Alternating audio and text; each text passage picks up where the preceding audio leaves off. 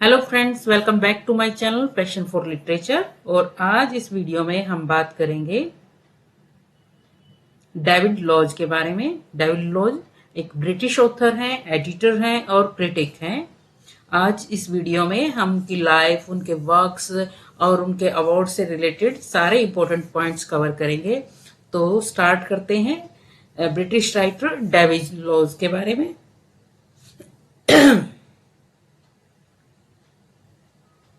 David laws का full name है David John laws. ये बॉर्न हुए थे जनवरी 28, 1935 लंदन, इंग्लैंड के अंदर ये बॉर्न हुए थे। इनके फादर हैं विलियम फ्रेडरिक लॉज। इनके फादर का नाम है विलियम फ्रेडरिक लॉज और उनकी मदर है रोजाली मर्फी लॉज। उनकी मदर रोजाली मर्फी लॉज हैं। David Lodge basically he is a English novelist हैं, लिटरेरी क्रिटिक हैं, प्ले राइट हैं, एडिटर हैं। और स्पेशली उनको जिस चीज के लिए जाना जाता है, उनके जो स्टैरिकल नॉवेल्स हैं, जो उनके स्टैरिक नॉवेल्स हैं बेसिकली एकेडमिक लाइफ के बारे में, उनके लिए स्पेशली उनको जाना जाता है। डेविड लॉज मोस्टली जो बहुत ज्यादा नॉन राइटर नहीं है अभी तक, बट हमारे लिए मोस्ट इम्पोर्टेंट है डेविड लॉज बिकॉज दिसंबर 2021 के अंदर यूजीसी नेट ने डेविड लॉज के ऊपर क्वेश्चन पूछा हुआ है और ये कोई ज्यादा मोस्ट नॉन राइटर नहीं है, तो इसलिए इनके ऊपर भी ज्यादा मटेरियल अवेलेबल नहीं है। तो मेरा बेसिकली जो वीडियोस जो मैं लेके आती हूँ, जिस भी राइटर के ऊपर मैं वीडियोस लेके आई हूँ, तो मेरा मेन कंसर्न यही होता है कि मैं ऐसे राइटर्स आपके लिए लेके आऊं जिसके ऊपर मटेरियल्स अवेलेबल नहीं है। जो भी जो मोस्ट इम्पोर्टेंट राइटर्स है उनके ऊपर मटेरियल आपको अवेलेबल हर जगह हो जाता है, लेकिन ऐसे राइटर्स जो यूजीसी नेट आपसे पूछ रहा है बट आपके वो मटेरियल अवेलेबल नहीं है, तो मेरी कोशिश होती है मैं ऐसे राइटर्स आपके लिए लेके आऊं जो कि इम्पोर्टेंट भी है और जिन पे ज्यादा मटेरियल नहीं है। तो डेविड लॉज एक ऐसे ही राइटर हैं जिनके ऊपर 2021 के अंदर यूजीसी नेट में क्वेश्चन आया था। तो क्वेश्चन क्या था वो भी हम करेंगे, तो आगे देखते हैं। हिज फादर बेसिकली एक लंदन की सिनेमा कंपनी थी जो कि साइलेंट मूवीज बनाती थी। उनके अंदर एक वॉयलिनिस्ट का काम उनके फादर करते थे। They lived on the outskirts of London, और लंदन के बाहरी इलाके में ये डेविड लॉज अपनी फैमिली के साथ यहाँ पे रहते थे। As a child, he lived through the darkest days of the Blitz, the German bombing attack in 1940। और जब वो एक ऐसे चाइल्ड थे तो उन्होंने अपनी लाइफ जो है स्पेंड की थी जब ब्लिट्स हुआ था। ब्लिट्स मतलब मीन्स जो एक सडन अटैक जो जर्मन्स ने उसके लंदन के ऊपर किया था, तो उसके अंदर ये जो उनका चाइल्डहुड रहा था वो टाइम रहा था। Like many other schoolboys, he was evacuated to the countryside to the remainder of the war years। और वार के बाकी ईयर्स में जो है वो वहां से चले गए थे और जो लंदन का जो कंट्री साइड है वहां पे आ गए थे, क्योंकि जो वार हुआ था उस टाइम पे इन लोगों को वहां से निकाल दिया था जहां पे ये रहते थे। He grew up during post war years of economic hardship, और बाद में वो बड़े हुए जब पोस्ट वार ईयर्स हुए जर्मन अटैक के, उसके बाद जो इकोनॉमिक हार्डशिप थी वो भी उन्होंने फेस की वार के बाद की। एट एज 10, जब वो 10 ईयर्स के थे, he was enrolled in this Saint Joseph academic Catholic grammar school. Basically एक कैथोलिक थे, तो वहां पे Saint Joseph academy Catholic grammar school इन्होंने अटेंड किया। And entered university college London in 1952, और 1952 के अंदर यूनिवर्सिटी कॉलेज लंदन में उन्होंने एडमिशन लिया। उनकी एजुकेशन के बारे में जैसे कि अभी बात किया है, Lodge was educated at university college London को में उन्होंने अपना ज्वाइन किया था, और वहां से उन्होंने बीए अपना कंप्लीट किया 1955 के अंदर, और एमए उन्होंने कंप्लीट किया 1959 के अंदर। And at the university of ब्रिंगिंगम पीएचडी 1967 और 1967 के अंदर इन्होंने अपनी पीएचडी कंप्लीट की। 1959 was also the year that he married Mary Frances Jacob। जब 1959 के अंदर इन्होंने मैरी फ्रांसिस जैकब से शादी की। उनके अर्ली नॉवेल्स जो है मोस्टली जो लंदन के अंदर जाने जाते हैं उनमें सबसे पहले आता है द पिक्चर गर्ल्स, जो कि 1960 के अंदर पब्लिश हुआ था। ये था about A group of Roman Catholic living in London. ये रोमन कैथोलिक्स के बारे में था जो कि लंदन के अंदर रहते थे, तो उनके बारे में बेसिकली इनका नॉवल था। और ये फर्स्ट इनका पब्लिश्ड नॉवल था, not return but published novel जो था वो था इनका द पिक्चर गर्ल्स। जो उनका फर्स्ट नॉवल जो उन्होंने राइट किया था, the first amended novel the devil the world and the flash, ये इनका फर्स्ट नॉवल था जो कि उन्होंने राइट किया था। The devil the world and the flash focused on the Catholic characters living in A small part of London. और इसका भी बेसिकली टॉपिक वही था कि कैथोलिक कैरेक्टर्स के बारे में था, जो कि लंदन के स्मॉल पार्ट के अंदर जो रहते हैं उन कैथोलिक कैरेक्टर्स के बारे में बेसिकली ये नॉवल था। और क्वेश्चंस ऐसे ही बनते हैं, आपसे एग्जाम में पूछा जाएगा कि उनका फर्स्ट रिटर्न नॉवल कौन सा था। तो फर्स्ट रिटर्न नॉवल था उनका the devil the world and the flash. यह क्वेश्चन ये भी आ जाएगा उनका फर्स्ट पब्लिश्ड वर्क कौन सा था। तो फर्स्ट पब्लिश्ड जो उनका वर्क था वो नॉवल था उनका द पिक्चर गॉरस, ये इनका फर्स्ट पब्लिश्ड वर्क था। His first published work the picturegoers 1960। Ginger you are barmy 1962, ये इनका जो नॉवल आया था 1962 के अंदर आया था। जिंजर यू आर बैरमी लॉस्ट novelistic response to his army service in the mid 1950s। और 1950s के अंदर जो इनका जो आर्मी की सर्विस रही उसके रिस्पॉन्स में जो है लॉस ने ये नॉवल लिखा था। तो क्वेश्चन ये भी पूछा जाएगा कि उनकी आर्मी सर्विसेज के बारे में जो उन्होंने नॉवल लिखा था बेसिकली वो नॉवल कौन था। तो जिंजर यू आर बैरमी जो है ये नॉवल था। The British Museum is falling down 1965। The British Museum is falling down जो 1965 के अंदर पब्लिश हुआ था। और इसके अंदर इन्होंने stream of consciousness technique use की है। तो आपसे क्वेश्चन में पूछा जा सकता है कि कौन सा वर्क है लॉज का जिसके अंदर की stream of consciousness technique use की गई है।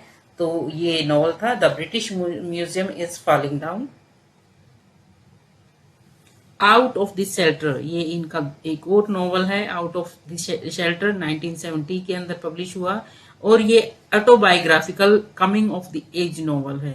तो ऑटोबायोग्राफिकल नॉवल है ये और कमिंग ऑफ एज नॉवल है आउट ऑफ द शेल्टर, जो कि 1970 के अंदर पब्लिश हुआ था। अब बात करते हैं इनकी इंपॉर्टेंट ट्रायोलॉजी के बारे में। Several of Law's novels satirizes academic life and share the same setting and recurring characters।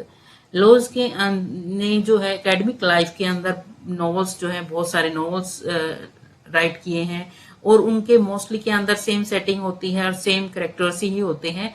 और बेसिकली ये जो नॉवल है वो स्टैरिकल नॉवेल्स है, यानी उन्होंने क्रिटिसाइज किया गया है एकेडमिक लाइफ को, तो उसके बारे में है ये नॉवेल्स।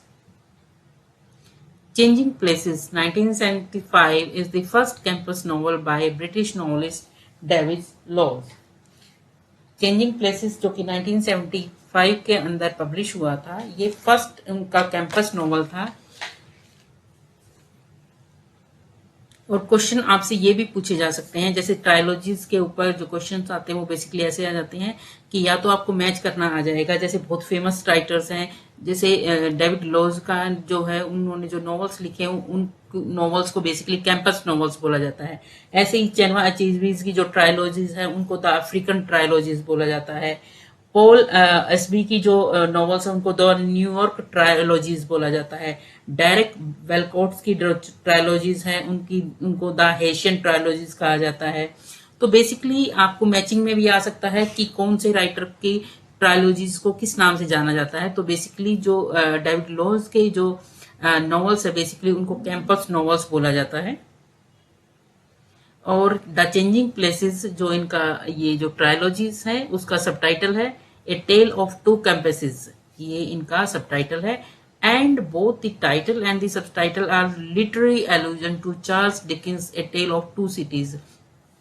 और बेसिकली जो इनका वर्क है और इसका जो सबटाइटल है बेसिकली चार्ल्स डिकिन का जो वर्क है a tale of two cities उससे कहीं ना कहीं मैच हो जाता है। तो आप जब भी आंसर को अटेम्प्ट करें तो ध्यान से देख लें, ये है a tale of two campuses, जबकि चार्ल्स डिकिंस का था a tale of two cities. तो कई बार एल्यूजन हो जाता है कि ये चार्ल्स डिकिन का वर्क है ए टेल ऑफ टू। तो हम यहां तक देखते हैं। तो लेकिन इनका जो टाइटल है वो है a tale of two campuses और चार्ल्स डिकिंस का था a tale of two cities. It is the first novel followed by Small World 1984 and Nice Work 1988। ये ट्रायोलॉजी है बेसिकली। फर्स्ट इसका पार्ट था चेंजिंग प्लेसेस, सेकंड इसका part है small world जो कि 1984 के अंदर पब्लिश हुआ, और थर्ड है नाइस वर्क जो कि 1988 के अंदर पब्लिश हुआ। तो ये 3 पार्ट्स थे टेम्पेस्ट नॉवल के, इनके जो ट्रायोलॉजी थी बेसिकली। Small world was short listed for the Booker prize, और स्मॉल वर्ल्ड जो है वो बुकर प्राइज के लिए शॉर्ट लिस्टेड हुआ था। Nice Work won the Sunday Express book of the year award in 1988, और नाइस वर्क को जो है Sunday Express book of the year award मिला 1988 के अंदर। And was also short listed for the Booker prize, और नाइस वर्क भी जो है शॉर्ट लिस्टेड हुआ था बुकर प्राइज के लिए। हाउ फार कैन यू गो 1980, इनका एक और नॉवल है हाउ फार कैन यू गो जो कि 1980 के अंदर पब्लिश हुआ, और बाद में वो पब्लिश हुआ एज सोल्स एंड बॉडीज। ये सोल्स एंड बॉडीज के नाम से भी ये वर्क पब्लिश हुआ। तो इसका आपसे क्वेश्चन में पूछा जा सकता है हाउ फार कैन यू गो किस और नाम से भी पब्लिश हुआ था। तो जो दूसरे नाम से पब्लिश हुआ था वो था Souls and Bodies. Was well received in both the United States and Britain and take a satiric look at a group of contemporary English Catholics।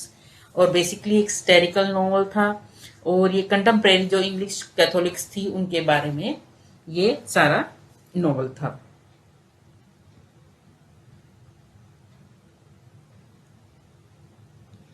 और उनके और वर्क्स के बारे में बात करते हैं। उनके जो लेटर नॉवेल्स थे उनमें है द पैराडाइज न्यूज 1991 के अंदर पब्लिश हुआ, और इस नॉवेल्स के अंदर the novel explores the notion of paradise on earth and in heaven, और उसके अंदर ये बताया गया है पैराडाइज की अर्थ पे और हेवन में कैसे है। एक और इनका नेक्स्ट नॉवल था थेरेपी जो कि 1995 के अंदर पब्लिश हुआ। उसके बाद थिंग्स 2001 के अंदर पब्लिश हुआ, एंड डीप सेंटेंस 2008 के अंदर पब्लिश हुआ। ऑथर ये इनका एक और नॉवल था जो कि 2004 के अंदर पब्लिश हुआ, and a man of parts 2011 के अंदर पब्लिश हुआ। ये भी इनका एक और नॉवल है। Are based on the life of writers Henry James and H.G. Wells respectively. जो ये दोनों ही नॉवेल्स थे ये बेसिकली 2 राइटर्स हैं उनकी लाइफ के ऊपर बेस्ड थे। ऑथर बेस था राइटर हेनरी जेम्स के ऊपर, और अ मैन ऑफ पार्ट्स जो बेस्ड था नॉवल वो बेस्ड था H.G. वेल्स के ऊपर। तो एग्जाम में आपको क्वेश्चन ये भी पूछा जा सकता है कि ऑथर जो है जो वर्क है डेविड लॉज का वो कौन से राइटर के ऊपर जो है बेस्ड है।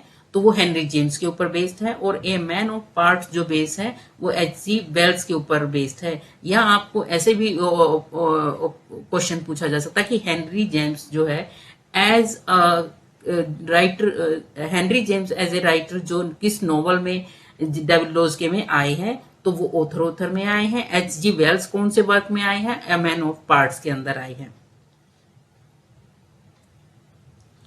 Author suffered from comparison with Com Tobin novel about Henry James, the Master, published 6 months earlier and then shortlisted for the Booker Prize। जो इनका वर्क था ऑथर उनकी कंपैरिजन की जाती है मोस्टली, और वो कंपैरिजन किससे की जाती है, कॉम टॉबिन जो है बेसिकली एक आयरिश राइटर है, नॉवलिस्ट है, और जिन्होंने हेनरी जेम्स के ऊपर एक वर्क लिखा था 6 महीने पहले, द मास्टर, और वो भी शॉर्ट लिस्टेड हुआ था बुकर प्राइज के लिए। तो कहीं ना कहीं ये माना जाता है कि इनकी कंपैरिजन की जाती है कॉम टॉबिन और डेविड लॉज की। तो ये कहा जाता है उन्होंने जो वर्क लिखा था, कॉम टॉबिन ने लिखा था द मास्टर्स, और इन्होंने जो लिखा है वो लिखा ऑथर और दोनों ने ही सेम राइटर के ऊपर ये वर्क लिखा था, हेनरी जेम्स के ऊपर, और दोनों ही वर्क को जो है वो शॉर्ट लिस्टेड हुए थे बुकर प्राइज के लिए। In 2015, Quite a Good Time to Be Born was published. एक ये वर्क जो है इनका पब्लिश हुआ था, an autobiography covering Lodge life from 1935 to 1975, और ये एक ऑटोबायोग्राफिकल वर्क है, और ये लॉज की लाइफ का 1935 से लेकर 1975 तक की लाइफ उनकी कवर करती है इस वर्क के अंदर।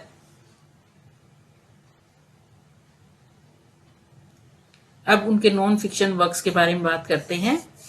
सबसे पहले है लैंग्वेज ऑफ फिक्शन, जो कि 1966 के अंदर पब्लिश हुआ।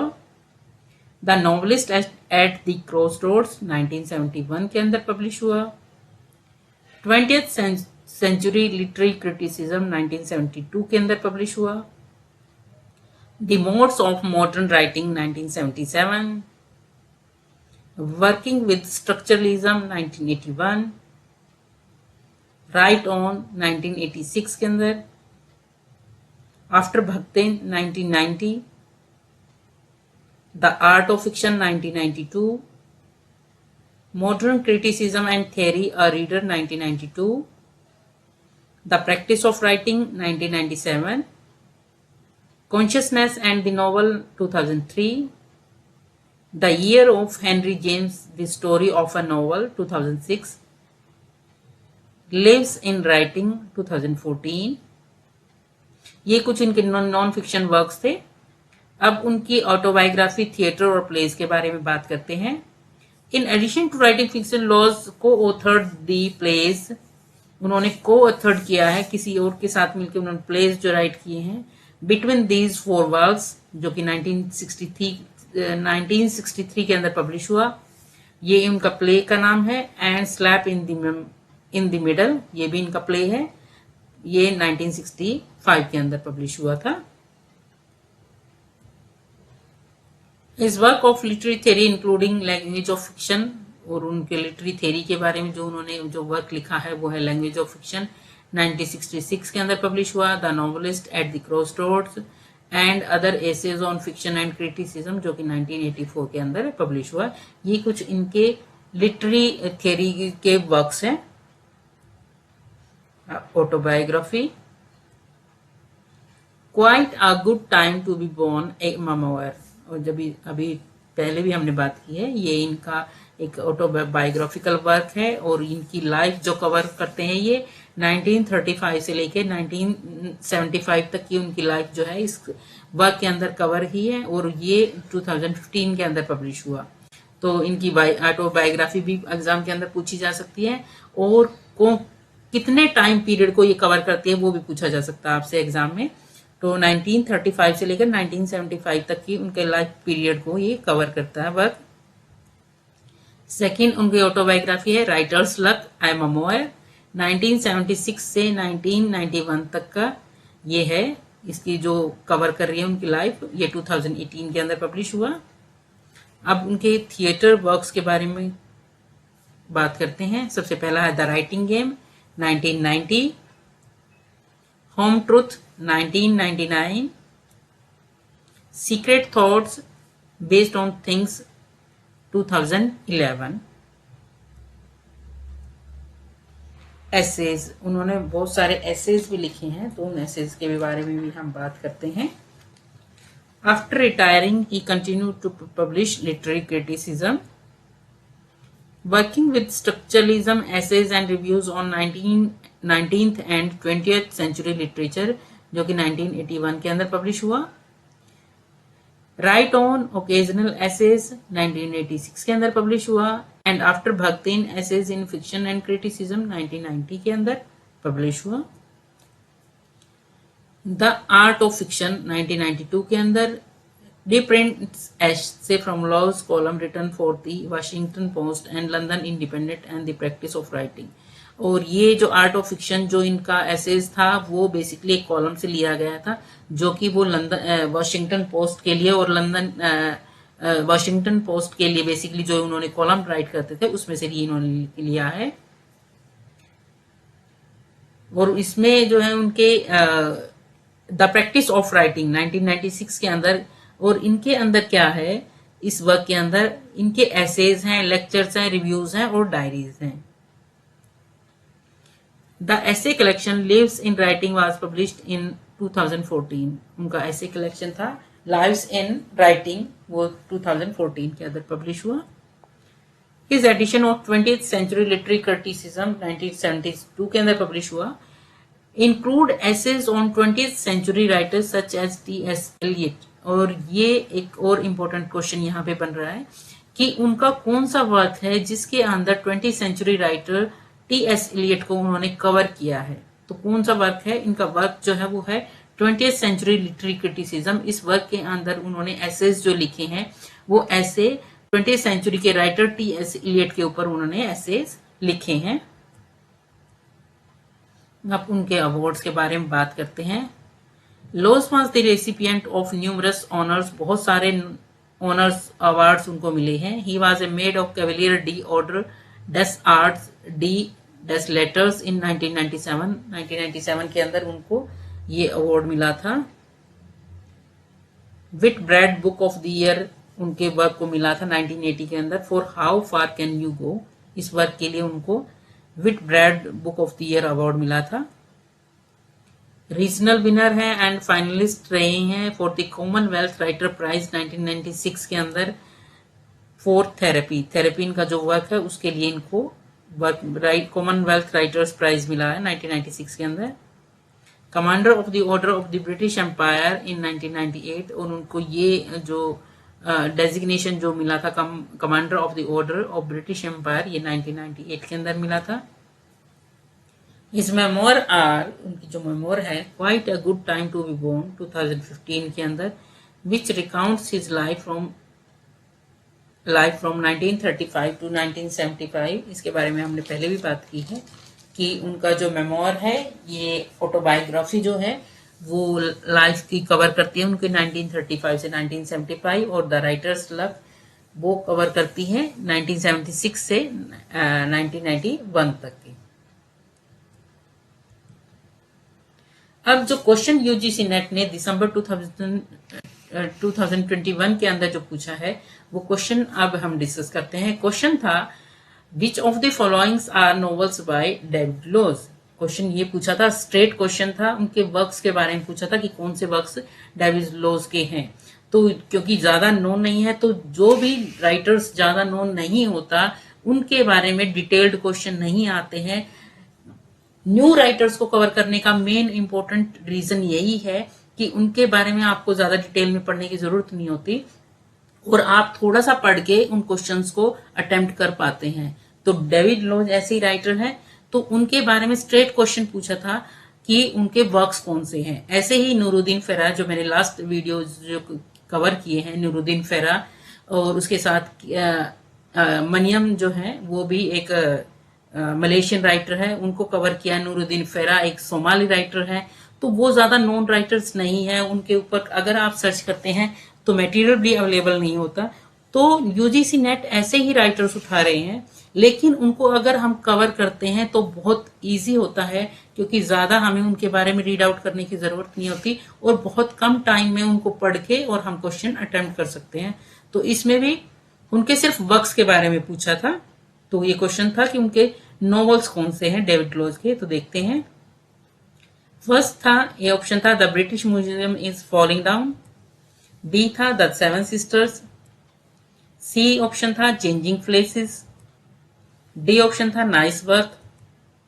ई ऑप्शन था एम्पायर ऑफ द सन। ये आपको ऑप्शंस मिले थे और उसके बाद नीचे जो क्वेश्चन था choose the correct answer from the options given below. आपको ऑप्शंस मिले थे, उनमें से आपको सर्च करना था कि कौन कौन से वर्क डेविड लॉज के हैं। फर्स्ट ऑप्शन था A, B and C. The British Museum is falling down, the seven sisters, और सी था चेंजिंग प्लेसेस। सेकेंड ऑप्शन था A, C and D only. The British Museum is falling down, changing places, and D is Empire of the Sun. Sorry, D is nice work. Third option B, D and E only. Fourth option is C, D and E only. और इसका जो right answer था वो था answer 2, यानी A, C and D only. A, C and D अब हमने जैसे कि कवर किया है पूरे राइटर्स को ही, हमने सारे वर्क्स देखे हैं। तो अभी तो जो हमने वर्क देखे थे वो उनके वर्क्स थे। इनका वर्क था A, the British Museum is falling down, ये इनका वर्क है। सी, चेंजिंग प्लेसेस, जो कि ट्रायोलॉजी थी, अभी हमने कवर की है, ये भी इनका वर्क है। एंड डी, नाइस वर्क, ये ट्रायोलॉजी का ही वर्क है। द चेंजिंग प्लेसेस का ही है वर्क, नाइस वर्क। तो ये 3 जो ऑप्शन था, राइट आंसर जो था इनका 2 था, ए, सी एंड डी, यानी ए, सी एंड डी। तो राइट आंसर ये था कि जो कि हमने अभी कवर किया है। तो स्ट्रेट क्वेश्चन था, कुछ भी एक्स्ट्रा नहीं था, सिर्फ उनके वर्क्स के बारे में ही पूछा था। तो ये क्वेश्चन था। तो मेन फोकस यही है कि ऐसे राइटर्स कवर किए जाएं जिसपे आपको ज्यादा रीड ना करना पड़े और प्लस कम टाइम में आप अपना सिलेबस भी कर पाओ। और मोस्टली जो हम पहले राइटर्स कर रहे थे, जो मोस्ट इम्पोर्टेंट राइटर है, वर्ड्सवर्थ, शेक्सपियर, कॉलरेज, सदे, तो वो पूरा सिलेबस कवर नहीं कर पाते हैं। तो हमें पूरा नेट का सिलेबस कवर करने के लिए बहुत सारे राइटर्स को कवर करना पड़ता है, चाहे वो सोमाली राइटर हो, नाइजीरियन राइटर हो, अफ्रीकन राइटर्स हो, प्लस कैनेडियन राइटर्स हो, ऑस्ट्रेलियन राइटर्स हो, तो तब जाके नेट का सिलेबस हम कवर कर पाते हैं। तो आई होप स्टूडेंट्स की ये काफी हेल्प करेगा आपको प्रिपेयर करने में यूजीसी नेट के लिए। तो इसी के साथ इसको वाइंड अप करते हैं। प्लीज इस वीडियो को लाइक, शेयर और सब्सक्राइब कीजिए।